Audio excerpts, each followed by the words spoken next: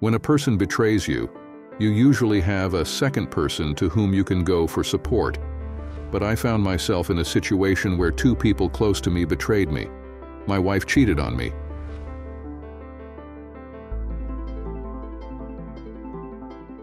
I met Lena, my wife of nearly 15 years, back in school the Monday after I threw a party at my parents' farm while they were away. I had convinced a family friend who worked for us to get me a couple of bottles of sour mash. My cousin Terry got ridiculously drunk, which didn't take him long at that age. Instead of staying to sober up, he decided he needed to go home. I managed to take his truck keys away, but he thought he could outsmart me. The idiot slipped out the front door, determined to walk the 5 miles home, so I let him go. It turns out a young woman found him about a mile away, crawling through the ditches on her way to check the family's mailbox because he couldn't stand anymore. That's how wasted he was when he left my parents' place.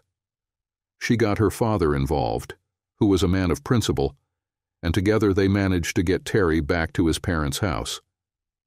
My aunt, who's my dad's sister, had to clean up after him because he had thrown up multiple times. Thanks to his stupidity, my parents found out, and I got grounded. They felt I had betrayed their trust and labeled me a complete fool. Nothing I said mattered because they believed the worst. To top it off, my aunt exaggerated the whole story, making it sound like the worst crime humanity had committed since the crucifixion of Jesus Christ. I was in deep trouble. I had supposedly corrupted her son, the choir boy, who sang like an angel every Sunday at church. If only she knew the truth about how her son really behaved. There's nothing anyone can do when someone is blinded by their faith and can't see reality. So, I took the blame and dealt with the consequences. That experience taught me early on that the truth often doesn't matter. What matters is what people believe. From then on, I changed the way I dealt with everyone I knew. My father used to say, I grew up too fast because I carried myself differently after that. One day, a girl I had never seen before approached me in the hallway before class after lunch. She grabbed my attention, saying, I hear you throw crazy parties at your parents' farm with half-necked girls running around. Are you really so reckless that you let your friends leave when they're in no condition to even walk 10 feet? Who are you? I asked. And what on earth are you talking about? My name's Lena LeBlanc, and I found one of your partygoers crawling through a ditch near my parents' place because he couldn't even stand up. I thought to myself, if only you knew how far from the truth that was, you'd realize how ridiculous you sound.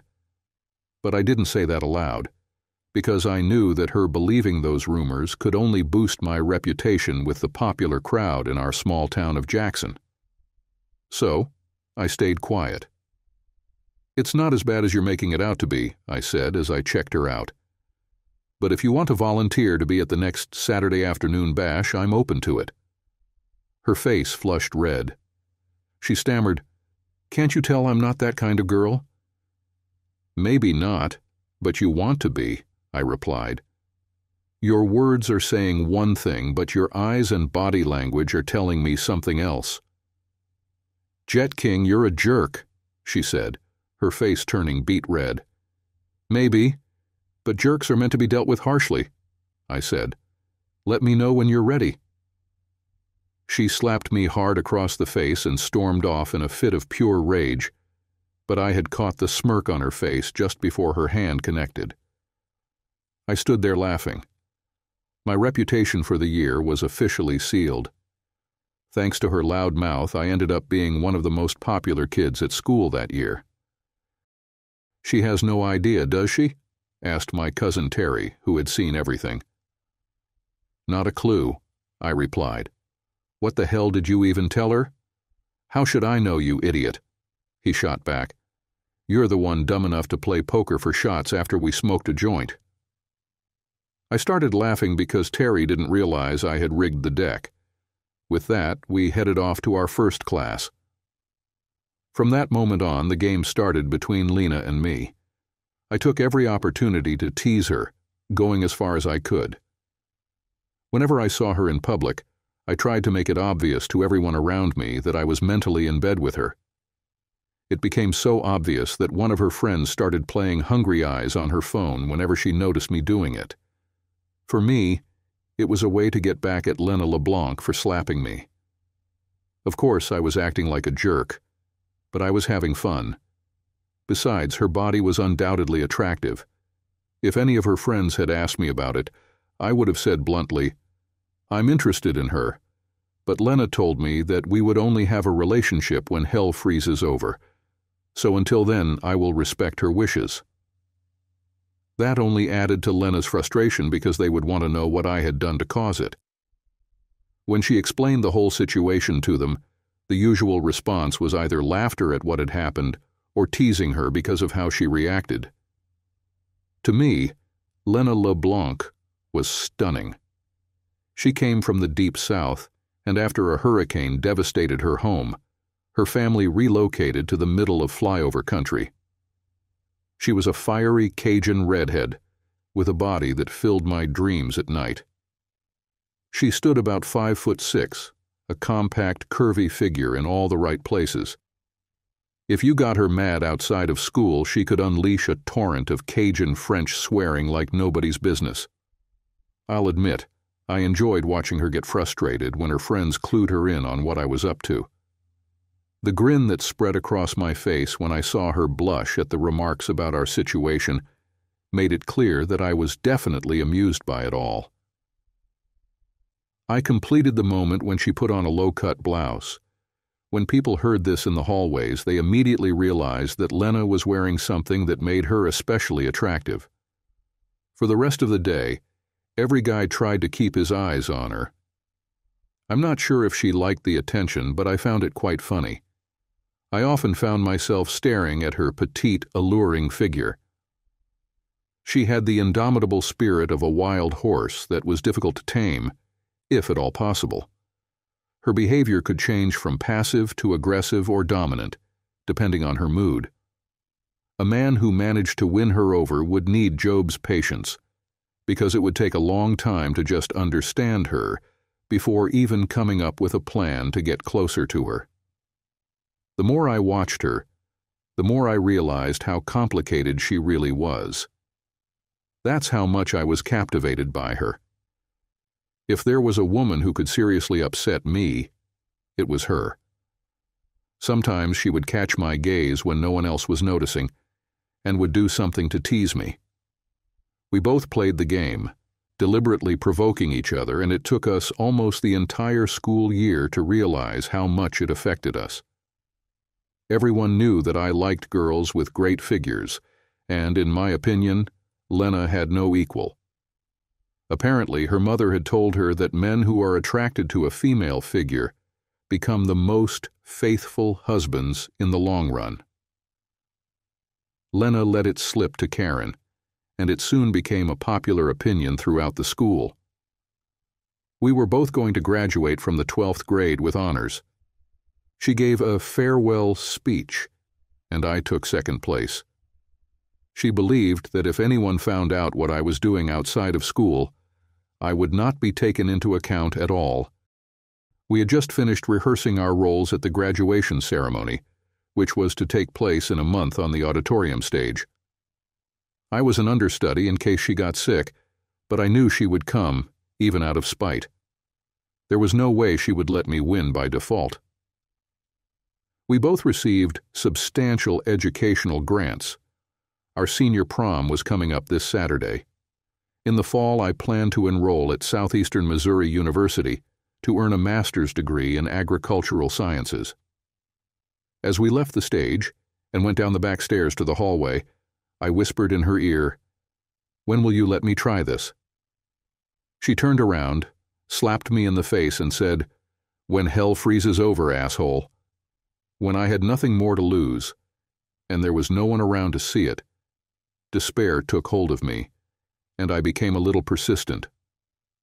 I pulled her to me and lowered my head to meet her gaze. She resisted at first, but my determination won out. It was my only chance to go all in, and I wasn't going to miss it. Her eyes widened as I brought my lips close to hers, giving her a kiss. If this is going to be our first and last kiss, I wanted it to be unforgettable. After I finally got what I'd been wanting for so long, I let her go in a way to express my feelings for her. Her blue eyes reflected a mixture of passion, disappointment, and anger, so I expected a serious reaction. However, her reaction took me by surprise. She pushed me hard against the wall and clung to me tightly, reflecting my previous aggression. Lena has demonstrated that she can stand up for herself as an equal if necessary. She was a tough nut to crack.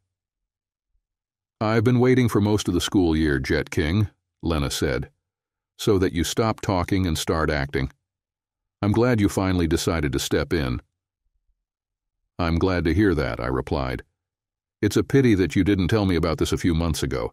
Now please, could you loosen your grip?" "Not until you agree that everything is fine with us, until we decide to break up," Lena said firmly. "Agreed. You're the only one I've been interested in since you slapped me," I said. I smiled and bent down to kiss her again. It felt like I was holding a piece of paradise. After a few minutes, we finally came down the stairs after hearing a noise, still holding hands. We both knew that our relationship had taken a significant step forward. If we had been anywhere else besides school, I sincerely believe that at that moment, we were so strongly attracted to each other that we would not have been able to stop. The mutual attraction that grew during the school year sharpened our feelings to the limit. Those who saw us coming out realized that something had happened. Later, we discovered that for the rest of the day, we were the only people talking about us in the corridors. It was funny because none of us really dated that year. It seemed like we were both waiting for each other. At the end of the day, I was waiting for her in front of school to catch the bus. When she noticed me walking with her best friend, the joy in her eyes was a real bliss. Without uttering a word, she handed me the school books she was bringing home and asked, "Can we stop by Dairy Queen for a milkshake before you take me home?" Flat Karen gasped, "You and Jet? When did you two finally acknowledge your feelings for each other?" If you'd ever seen Flat Karen, you'd understand why the boys called her a carpenter's dream. She was as straight as a board and had never been nailed. Sometimes we joked that she was a pirate's treasure because she had a sunken chest. "I'll call you later tonight to explain everything," Lena said as we walked out hand in hand toward my Jeep Cherokee Sport. We stopped at the Dairy Queen just past the police station on the main road through town. She wanted a Blizzard, while I opted for a regular shake, so I ordered both in the largest sizes available. We went to the city park, found a picnic table, and started getting to know each other. By the time I dropped her off at her parents' house, it was around 6 p.m. Her mother saw me get out of the car and opened the door for her. Her father joined her and gave me a scrutinizing look as I approached to ask for his permission to take his daughter to the dance on Saturday night. I think my request surprised him because he seemed uncertain about how to react. Lena later mentioned that he was taken aback by someone our age being so respectful. Eventually, he gave his approval and extended his hand for a handshake. I discovered much later that, for him, my show of respect spoke volumes about my upbringing. Years later, when I asked for his daughter's hand in marriage, he didn't have any significant objections as long as I agreed to his plans to safeguard his assets. After Lena had gone inside her parents' home, I hopped into my truck and drove to my own family's farm. I couldn't believe I had finally kissed the girl of my dreams. My parents immediately noticed that something in my life had changed. It was unusual for me to be this late after school, so naturally my mom asked why I was delayed. I simply replied that I had been engaged in an interesting conversation. Later, my dad, with a smile, asked me privately, "Who is she, and what's her name?" "I'm taking a redhead to the school dance on Saturday night," I explained. "I asked her out tonight, which is why I was so late." From that day on, Lena and I were inseparable. It was Saturday, the day my parents headed into town.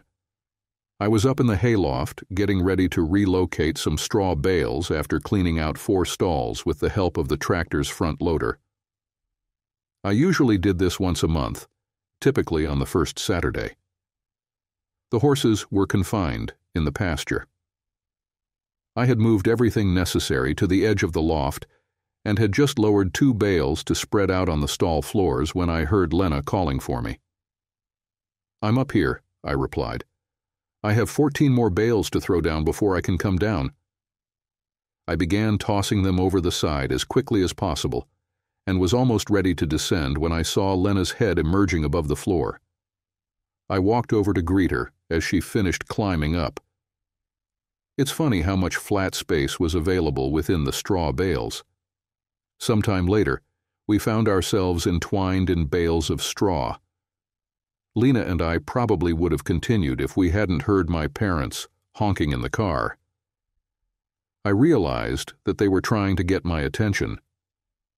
By the time we got down the stairs, they were already approaching the barn. Lena and I quickly started spreading straw in the stalls. My mom and dad caught us in one of the stalls, laughing and playfully throwing straws at each other. My parents had ventured out to the barn out of curiosity. All it took was noticing an unfamiliar vehicle in the yard while I was absent. They were delighted to discover that the farm visitor was a pleasant-looking girl about my age. I found it amusing to see the surprise on my parents' faces when I introduced Lena to them as my girlfriend. I mentioned that once I finished laying the floor bedding, I planned to saddle up the horses and take her for a ride. My mom suggested, "Before you do that, let's have lunch." Lena offered to help her, so they headed back to the house together. "Good call, Jet," my dad remarked. "I can't confirm anything else was happening. Lena is in her prime, just like your mother was at your age. Don't mess up this new relationship because she seems like a great match. If you're thinking about getting serious, make sure she's someone worthy of being the mother of your children." My father was a straightforward man who always spoke his mind. He had a knack for emphasizing important ideas, such as the fact that our actions inevitably lead to consequences. I found out that my dad had always been fond of redheads. He helped me complete preparing the 4 stalls for the horses before we went inside. By the time we returned home, my mother and Lena were already on their way to becoming friends. After lunch, we went horseback riding and reached the back 50. With the horses tied to a low branch, we both ended up with some new grass stains as we leaned against the tree by the swimming pond, continuing our conversation from earlier that day. It was around 5 in the afternoon when she left to get ready for the school dance. That evening at the dance, my cousin Terry heard Lena telling Karen that she was attracted to my sweet and gentle nature. Although Lena and I had teased and provoked each other, we had never acted on those feelings. "I admire someone who can manage their temper, and Jet has consistently demonstrated that," she told Karen and my cousin Terry. "From what I've observed, Jet can be forceful when necessary," Lena explained. "His naturally calm demeanor influences everything he does, but once he decides on something, there's no convincing him to back down.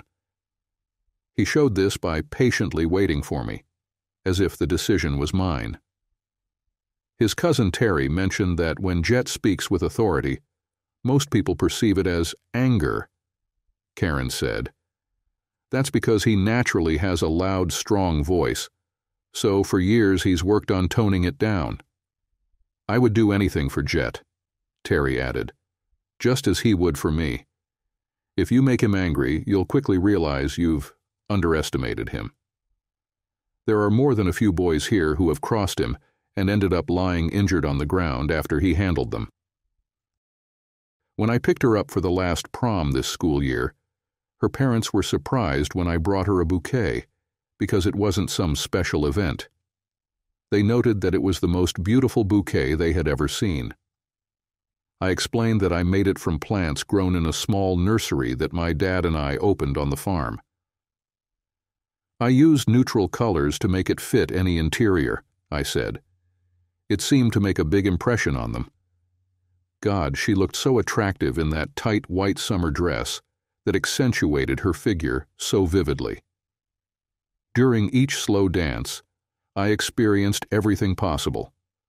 More than once I had to go into the bathroom to clean myself up. It was obvious to everyone who watched her that we were a couple now. She was a real teaser to me, and she knew it. I guess she was deliberately upsetting me that night to get back at me for everything we'd done to each other over the school year. By summer's end, spending time in the hayloft had become a frequent activity for us.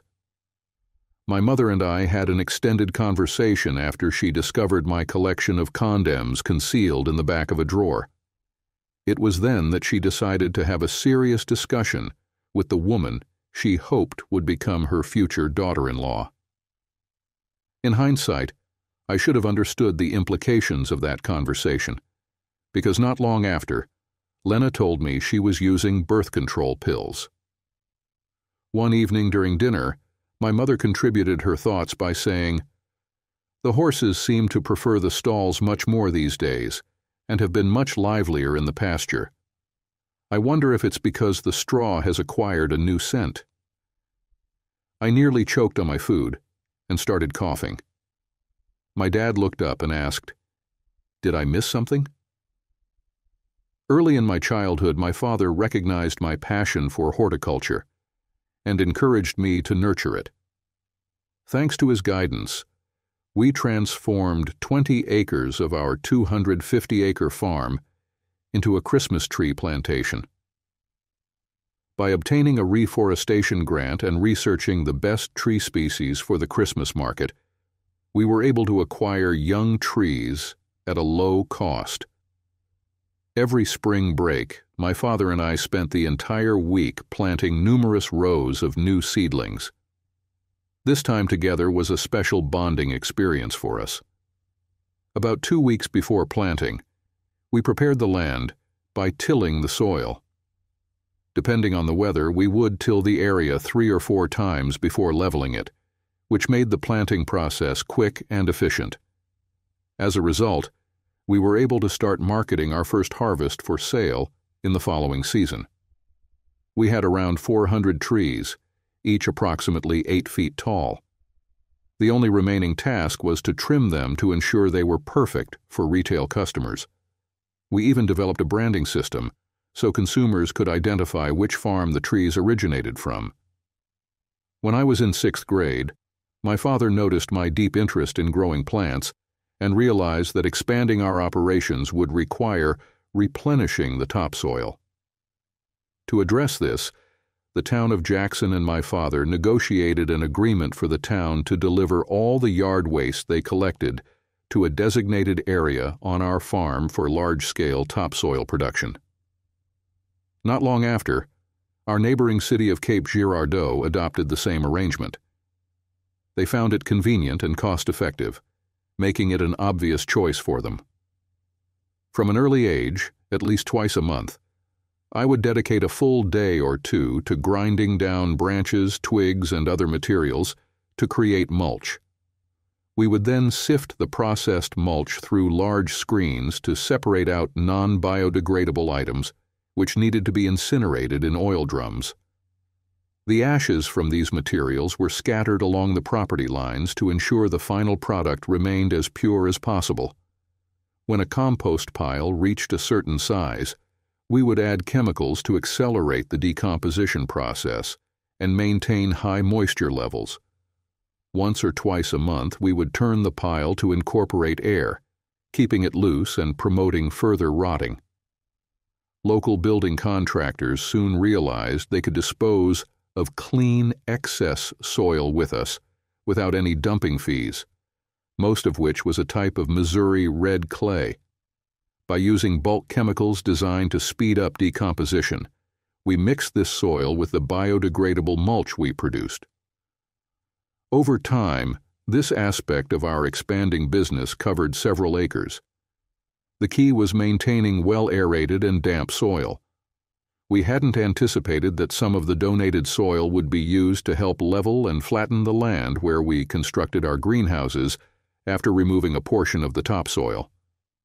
Transforming what was essentially worthless dirt, suitable only for brickmaking, into high-quality topsoil took us 18 months. We utilized it as bedding for new plants in our greenhouses, and also sold some directly to the retail market in 10-pound bags. Within the first 3 years, we earned enough profit to build 2 large elongated glass greenhouses, which we heated during the winter with natural gas furnaces. Both greenhouses were filled with flowering plants ready for shipment to local wholesalers as needed. By employing numerous PCP pipes and a custom-designed expandable hose system, we developed an automatic irrigation system that suspended from above. We applied the same techniques when watering our crops. Excess water was collected through a drainage system that my father had installed in the concrete floor and was reused. This method ensured that any fertilizer lost from daily watering was retained and recycled, with an additional 50% of new water added. We found this approach to be highly effective in reducing costs, and it eliminated the need for a collection pond due to the excess fertilizer in the water. Over the summer, we plan to add 4 more greenhouses dedicated to cultivating white and red poinsettias for the Christmas season, increasing our total to 10. My father believed that the additional income from our joint efforts would allow me to graduate from university without any debt. I vividly remember the first time Lena visited our operation. It gave her insight into why I had chosen this career path. My dad explained to her that my curious nature was instrumental in bringing this business to life. Jet was always asking questions, my dad said. That made me think. After discussing it with my wife and getting her approval, the family decided to proceed. It has now become our main source of income and continues to grow steadily. What was the farm used for before all this? Lena asked. Raising cattle, my dad replied. As you probably know, the market can be quite volatile, and profits can vary significantly based on wholesale prices. By the time I graduated from college, we operated 22 spacious greenhouses, each measuring 240 feet in length, 40 feet in width, and 9 feet in height. We were consistently shipping high-quality organic produce on a weekly basis. Due to increasing customer demand, we began expanding once more. Out of our greenhouses, 2 were dedicated to growing leaf lettuce for a supermarket chain, another 2 cultivated bok choy, and 2 produced English cucumbers. Our team consisted of 20 employees and was still expanding. All our products were grown without chemicals, marketed as organic, and fetched higher prices from wholesalers. As a result, our financial situation was thriving. As anticipated, I became fully involved in the family business. Lena had become a family nurse practitioner and joined a group affiliated with Southeast Missouri Hospital. Just a week after she received her license, I proposed to her. 3 months later, we hurriedly got married because she was expecting our daughter. A year after that, we welcomed our 2 sons, born a year apart. From the day we married, Lena was showered with affection by both of my parents, who treated her as if she were the center of their world. My mother was ecstatic to become a grandmother and took on the role of our babysitter. Our children gave her a newfound and significant purpose in her life. To this day, our children embody the morals and values that she helped instill in them. We had just marked our 14th wedding anniversary when my cousin Terry and his wife Karen pulled me aside during a family barbecue. They couldn't help but observe that Lena seemed to dominate our relationship, making me appear overly passive and relaxed. It appeared that many of our mutual friends were worried about the future of our marriage. Karen remarked, "Sometimes Lena's behavior towards you, Jet, makes it seem like she's treating you as a second-class partner and keeping you around until she finds what she truly wants." Terry added bluntly, "To be straightforward, cousin, Lena might claim she still loves you, but we all feel she has lost respect for you as a man. She behaves like a mother who is fed up with just being a mother, even towards you." I attempted to defend her, as any husband would when faced with such accusations, but Terry and Karen dismissed my efforts. Karen continued, "Jet, Lena is always criticizing the things you don't do. It's as if she's blowing every minor issue out of proportion. You avoid arguments and fights, and you've softened your tone so much that she barely hears you.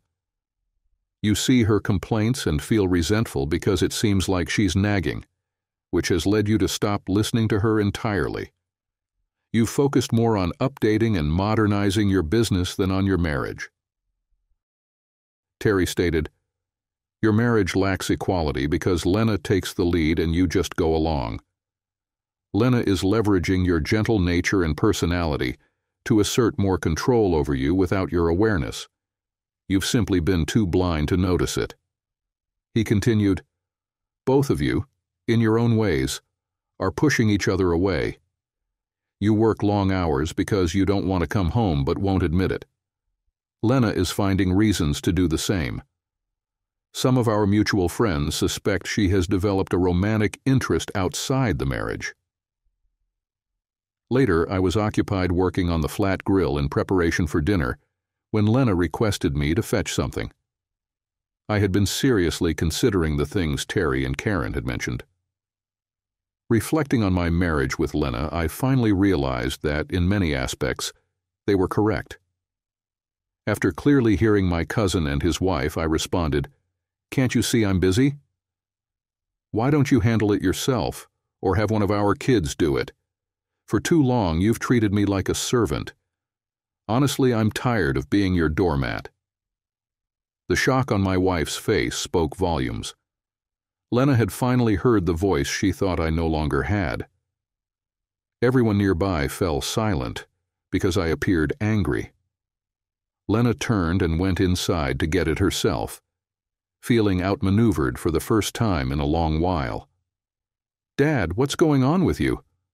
my 13-year-old daughter, Luna, asked. "I have reached a point where I can no longer tolerate feeling like a servant to your mother," I replied loudly enough for everyone to hear. "Unless your mother changes how she views me, we're going to face some tough months at home." Everyone present had just experienced a wake-up call. I realized that throughout most of our marriage, I had kept my composure because I didn't think it was worth the conflict. By avoiding confrontation, I made it easy for my wife to walk all over me, treating me like a doormat. That evening, Lena and I had a significant disagreement. I openly acknowledged that it was long overdue. As a consequence, I ended up sleeping on the couch that night. Near the end of our argument, Lena remarked, "You just don't realize how redundant you are." That's when I lost control. We had been arguing outside so the children didn't hear us. In a fit of pure anger, I grabbed Lena, placed her over my knee, and spanked her just as I would discipline our children for misbehaving. She retreated to the bedroom in tears, her backside noticeably red, and locked the door to keep me out. Describing Lena as tiptoeing around me the next morning would be an understatement. She had been jolted into a new reality. The following morning, after the wife and kids had left the house, I returned from the large office adjacent to the greenhouses to see what I could discover. While lying on the couch trying to pinpoint when our marriage had started to deteriorate, it dawned on me that it had begun 8 years ago, merely a few months after my mother passed away. After thoroughly searching her side of the bedroom, I discovered a wristband adorned with numerous small charms. The issue was that it was entirely custom-made from 18-karat gold, and I hadn't purchased it for her. The charms were so alluringly intimate that she could never have worn them publicly. I was certain they had been specially crafted for her at her lover's request, given their high cost. Quietly, I slipped them into my pocket to take along, intending to have them appraised. This supported Karen and Terry's suspicions. Returning to my office, I kept to myself. When questioned about it, I simply admitted that I had a lot on my mind, which was the honest truth. Around 3 in the afternoon, when a staff member entered my office, I asked her to contact the group my wife was associated with to determine if they were accepting new clients. "Jet, I'd be happy to do that, but may I ask why?" Fiona inquired. "For personal reasons, I need to confirm my wife's actual work schedule," I replied. "I've heard some rumors that I need to disprove. So someone finally mustered the courage to tell you what we've been hearing for months," Fiona responded as she left the room. Fiona, Karen's sister, was a military widow who had joined our company while her husband was still serving. Now she was raising her daughter on her own. I often wondered why she hadn't found another man. Fiona was the complete opposite of her sister. She was strikingly attractive. Throughout our marriage, my wife was the only woman who had ever caught my attention. But observing Fiona's feminine appeal made me realize I was still young enough to start anew. The realization that I had other options brought a sense of calm to my mind. Although I had known Fiona for years through Terry and Karen, I hadn't paid much attention to her. For some reason, I felt the thrill of the unknown once more.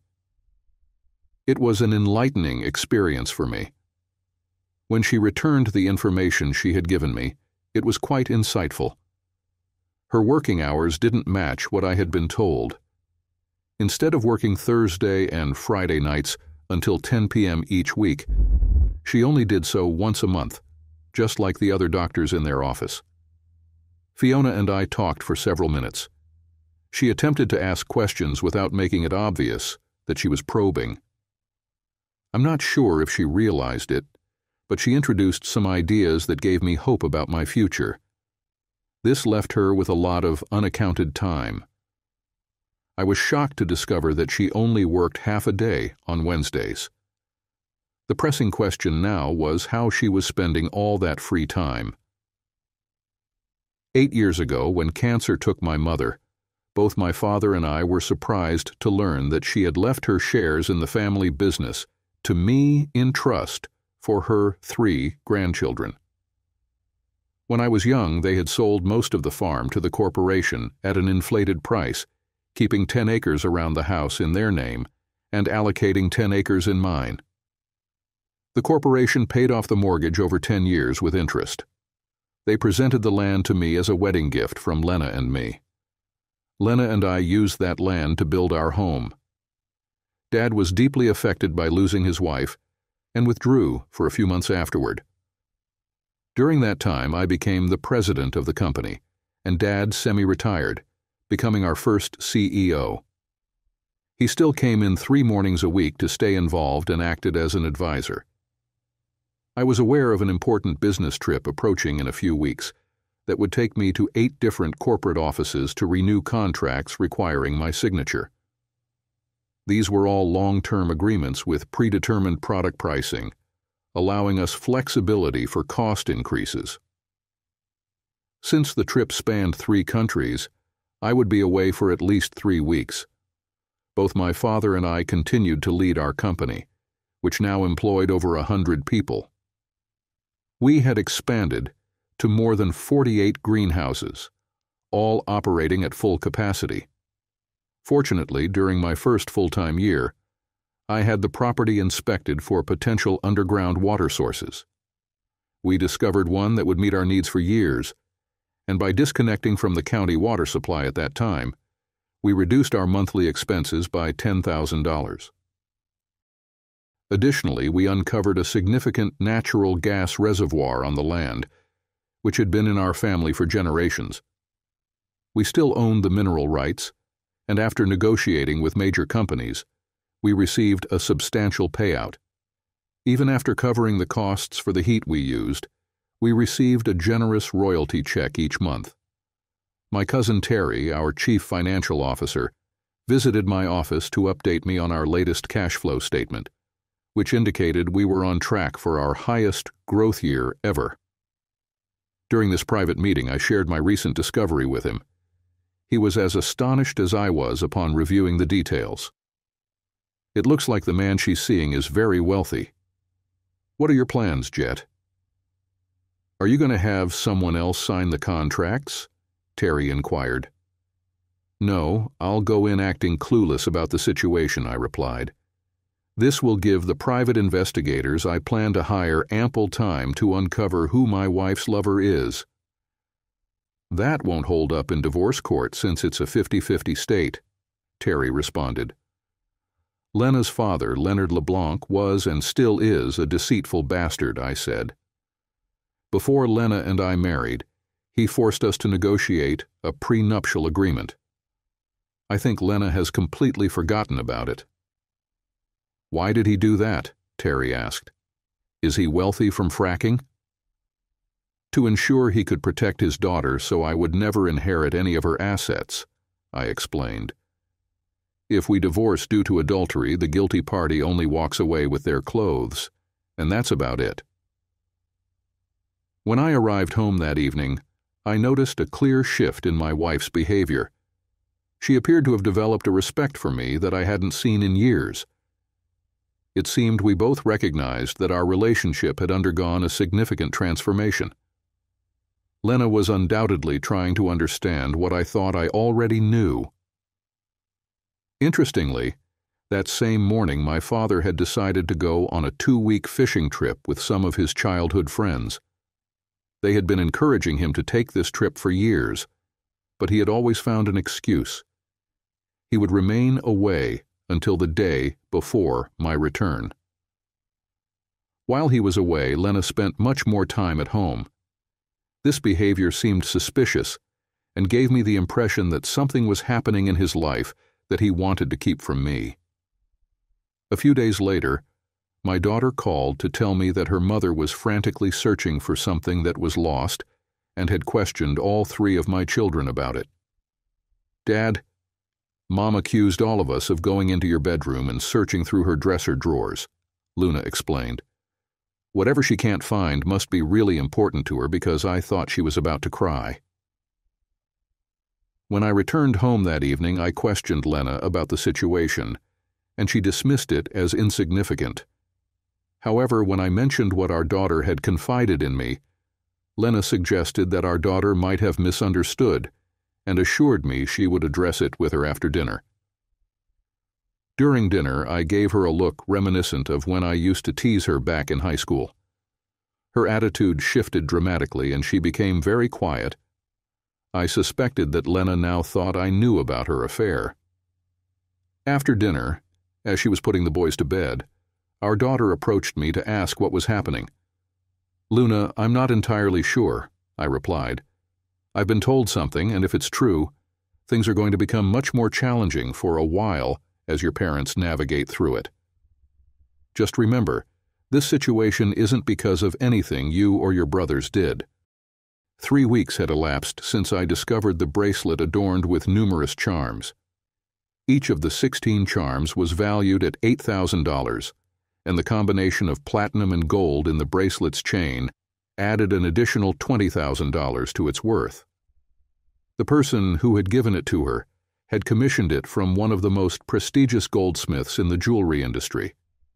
Since each charm was unique, they were likely purchased to commemorate significant moments or events in their relationship. If she received about 2 charms each year, perhaps for birthdays and anniversaries, it indicated a span of roughly 8 years. I was hesitant to accept the implications, but the circumstantial evidence was leading me toward a direction I dreaded. As a result, I rearranged my schedule to include a necessary stop to obtain the information I needed. I booked a hotel room in St. Louis to receive the complete report from the private investigators before continuing with the rest of my business trip. It was there that my worst fears were confirmed. My wife's lover over the past nearly 8 years was someone I had known my entire life. My father. The private investigators provided me with both a written copy and a digital file of their findings. After the investigators left, fully compensated, I read through the entire printed report. It was so detailed that I almost felt sick. Thankfully, I had bought a couple of bottles of scotch from the duty-free store on my way back from Canada, and I downed more than a few strong shots while going through it. Summoning my courage, I reached out to Leonard LeBlanc, my soon-to-be ex-father-in-law, and requested his personal email address. Leonard was a proud man who lived by his own set of values, and I dreaded the personal impact this report would have on him. However, I knew that if I didn't reveal the truth, he would aid Lena in undermining me during our divorce. "Why on earth should I do that?" Leonard responded. "Because I want you to be prepared for what's coming," I explained. "You wouldn't believe it if you heard it from me. I just received a file about 2 hours ago, and it cost me $6,000 to obtain." After obtaining the file, I emailed it to him from my laptop and awaited the impending phone call. When you first meet Leonard LeBlanc, he might come across as the living embodiment of Gomer Pyle. Standing well over 6 feet tall, he was incredibly clumsy and awkward. He was the son of an alligator hunter whose father had been fortunate enough to strike it rich.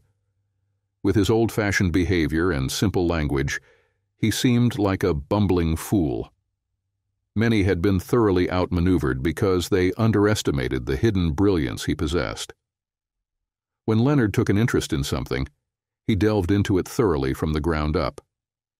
Numerous CEOs were astonished when tough deals were finalized just 6 months into his tenure.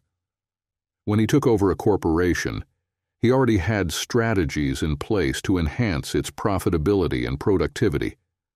By exploiting their weaknesses, he could reduce their initial costs by millions. The instant my phone rang, I picked it up. As I had anticipated, it was my father-in-law on the line. "Jesus damn it, Jet," Leonard exclaimed. "You were right. If you had told me, I would have called you the biggest liar in the country.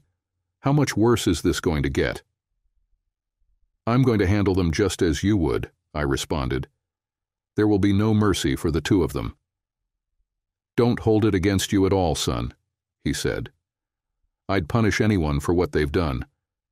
Just promise me you won't take any action until we have a face-to-face conversation where our discussion can't be recorded." Leonard LeBlanc was a man of strong religious beliefs who had never stepped foot in a church his entire life. He had his own sense of right and wrong. Whether you agreed with him or not, you had to respect him for living by his principles throughout his life. Securing his support meant everything. "Dad, how about we take the boys fishing on the first Sunday after I get back?" I suggested. "You could call your daughter tonight and make the arrangements if she's available." He laughed and replied, "I like that idea. It'll kill 2 birds with 1 stone. One thing I need to know is, what made you suspicious?"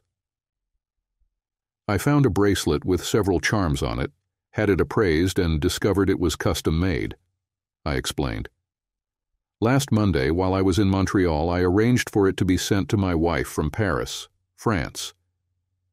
It will be delivered by courier 1 piece at a time to her workplace, with a note saying that I'll contact you and your mistress at the right time, so you can understand the price of my silence. She should have all 16 pieces back in her possession before I return home." "Jesus Christ, Jet. She's going to become a complete mess, and so will he," Lena's father remarked. "So why?" "It gives me time to find a buyer for my shares in the corporation, because I'm going to sell my father's dream," I responded. "Because that's the only thing that will hurt him as much as he hurt me." It will keep them psychologically unsteady for a little while longer, I continued. Their fears will become more pronounced as the date of my return approaches. How much longer are you on this trip? Leonard asked. I have just over 2 weeks left of living out of a suitcase, I said. From the moment the first couriered letter catches my eye, they're like the walking dead. It would be easier if they were simply dead, Leonard replied, taken out as if it were an accident. After he hung up, I felt at ease knowing that Leonard LeBlanc would wait for no one. Being a man from the swamps, he knew how to handle things in a way that left no questions unanswered.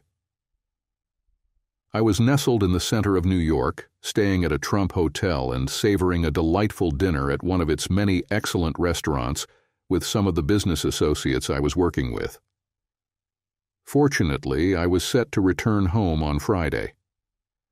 While I was still seated, detectives approached me with some distressing information. It was well past 9 in the evening. My father had passed away. I was stunned and had to inquire about the details. Apparently, my wife and he had decided to take a swim in the backyard pool, a spot Lena and I frequented during the early days of our relationship. They had gone for a leisurely horseback ride that Wednesday afternoon, while the children were at school and chose to cool off afterward. Due to the sweltering heat, my father had entered the water before Lena.